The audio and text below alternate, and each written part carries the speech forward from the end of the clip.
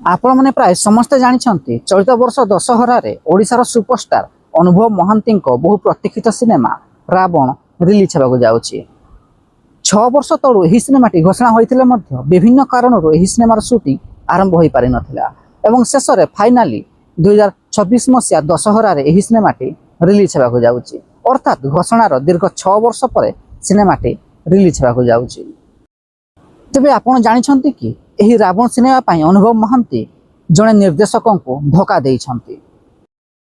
Hello hi नमस्कार ओडिशार सबु सिने प्रेमी भाई और भौणी मानू आम ओडिया सिनेमा चैनल को स्वागत करुच्ची।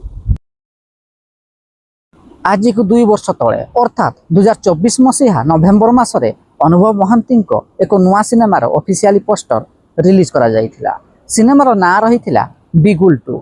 2024 मसीह रिलीज होता बिगुल रो यह द्वितीय भाग थिला। सिनेमार निर्देशना दायित्व थिले अजय पाढ़ी। सेतेबेले एही पोस्टर रे सूचना दिया जाइथिला जे सिनेमार शूटिंग 2025 मसीहा नवेम्बर मासरू आरंभ करा जिवो एवं 2026 मसीहा दशहरा रे रिलीज करा जिवो। तेबे दुखर कथा 2025 मसीहा नवेम्बर मासरे अनुभव महांती बिगुल 2 रो शूटिंग आरंभ न करी तांकर बहु प्रतीक्षित सिनेमा रावण रे व्यस्त रहिथिले। फल ठीक समय बिगुल 2 रो शूटिंग आरंभ हो पारि नथिला। फल दीर्घ 2 वर्ष आगु घोषणा हो सारी बिगुल 2 चलित वर्ष दशहरार रिलीज हो पारु नाही।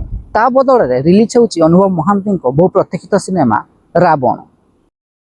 एहा छड़ा सुनिबाकू मिलुची जे रावण सिनेमा पाई अनुभव महांती नवगुंजर एवं अभिमन्यु 2 भली सिनेमा को मध्य हाथ छड़ा करिसेंती।